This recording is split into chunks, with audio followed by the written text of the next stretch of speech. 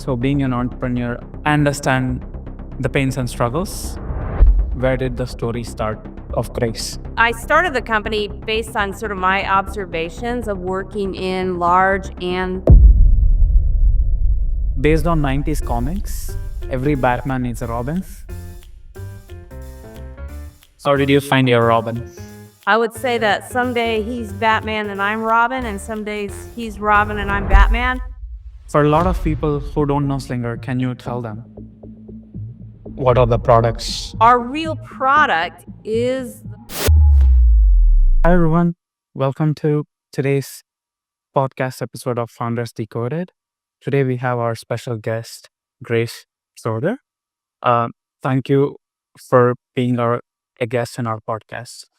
well, thank you so much for having me. A little about Grace is that she's a CEO of Slinger. She started building Slinger from 2011, and it's been 14 years the company, and the company is still growing and making a lot of progress. And what else? She started with a finance background and started a low code platform in 2011, which is very interesting. Seeing like most of the low code companies started coming after ChatGPT has been released in 2022. And in your words, a little bit about yourself and where did the story start of Grace? So thanks so much for having me, Renat. I really appreciate the opportunity to share with the audience.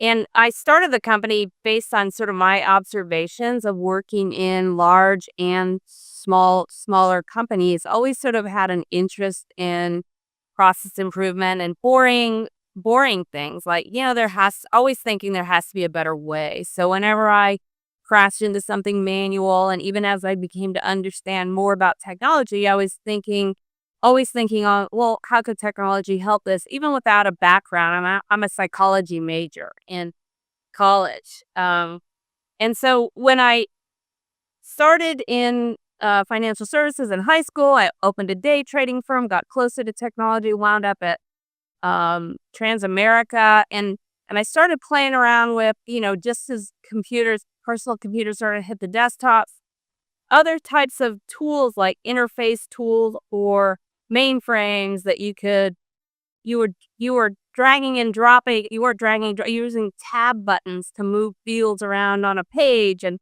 I thought, well, that's pretty nifty. And that all of this experience kept informing my belief that there was a way to create custom software faster than there was to configure off the shelf products. And so about 2011, 2006, really, I was at a telecom. I started noticing web development firms start to configure Sugar and Tiger and some of these open source frameworks to do CRM. And I was like, well, that's interesting. And then I saw the big software as a service products come up. But that last mile of automation to the customer never seemed to get addressed. And that's why you have these big systems, but then you also have these big spreadsheet departments that are the gap fillers around the big system. So today, fast forward to today, we managed to get into the low code space really before there was a name for it. We had a healthy customer base. And now with AI, the pairing of custom rapid to create, rapid to adapt software solutions with all sorts of new AI looking for a way to home itself into a workflow, it's really the perfect combination. It's a great career path for highly technical people. It's a great career path for people that are not that technical, but technical curious. So I think it's really opening up a whole new range of opportunities for people that don't want to spend 5 years in a cave, coding Java.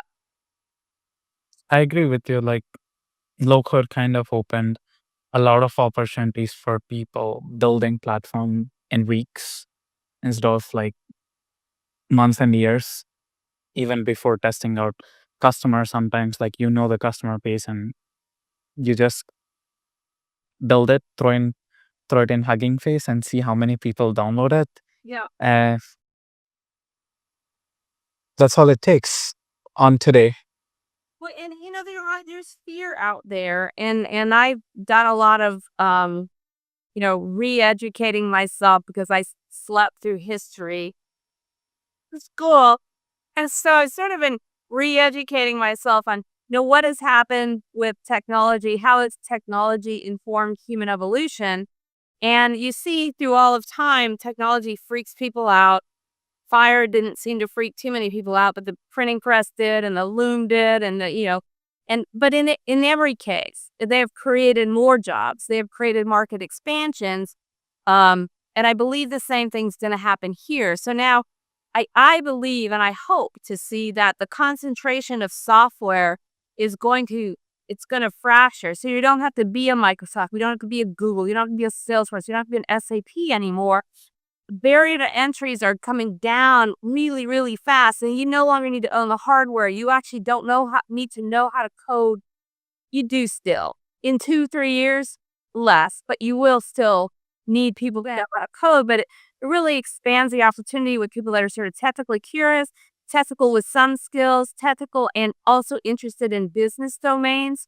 It's a really, really great sort of new world for people that are open to embrace it. I agree with you. And I consider myself as technical curious, a little bit technical.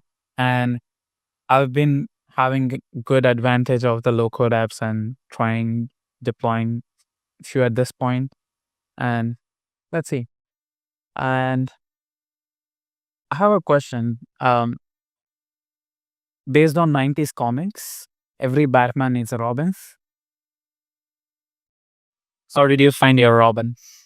I didn't know a lot about creating a software company when I started, and I went through 2 teams that really didn't take me to the promised land. And I had been, networking and heard of a person named Diego Gaviola, who was working at an outsourced firm in Argentina, and I heard he was unhappy, and I managed to recruit him. And I would say that someday he's Batman and I'm Robin, and some days he's Robin and I'm Batman. But those 2 roles are interchangeable. If he's putting a document together that has to go to a client, I'm like, just start it, I'll finish it. And if I don't know what I'm doing, he'll get on a phone, the client. So he's really made all the difference. Without having found him, we would not be here today. I'm so happy that you found your Robin and like how much you value your Robin. And really glad because it's so hard to find the Robin that you can trust, depend, and on. And that you want to grow into Batman. Yes. I want you to be Batman. Yes. Because both are in front lines. Yeah. Yeah. And coming back to Slinger, how much time did it take you for you to develop Slinger? So, I would say months or days. when you say how long did it take me to develop Slinger, Yeah. I didn't. I mean, I was trying to amass the talent, so probably I failed for 2 years before I found Diego. Oh. But look, what I tell my clients, many of whom are like me, they had an idea and they recognize a market niche, and they want to get into the business. I'm like, well, look, you work with us. I have already made the mistakes on your behalf. I guarantee you, you won't have to throw this away. I guarantee you it will work. And that's where we're trying to leverage our technical expertise combined with the client's business domain and business opportunity that they recognize. And that's really, I think, the winning combination of the future is business people driving the actual development of solutions that don't have to appeal to a major addressable market. They can really focus in on their niche. They can create a software value proposition, unique, directed at specific groups of people for whom it will work beautifully. And then working with a low-code platform, make it adaptable enough so that every time an LLM comes out, you're not diving into, with a new release, you're not diving into 500,000 lines of code trying to keep yourself operational. Yeah. it is a nice way you kept it. And it is surprising, like, it's not surprising, I would say, that it was 2 years of failure, but at the same time, like the endurance that definitely took endurance and patience is important because the first 2, 3 years are crucial for any business. And I know from my experience as well how hard it is in the how to develop clients, how to so being an entrepreneur a little trying to be still, but I understand the pains and struggles. Well, look, the struggle for me was, sure, I could always go back and get another job, but I know that every job I ever had, I always identify this problem for that no off the shelf automation could solve. So I knew that I would have the same frustration trying to fix problems without this tool. So it's like, well, the first thing I would do is I'd want to build one of these tools. So I got to find a way to keep going because I know this is going to be, this is going to have the outcome.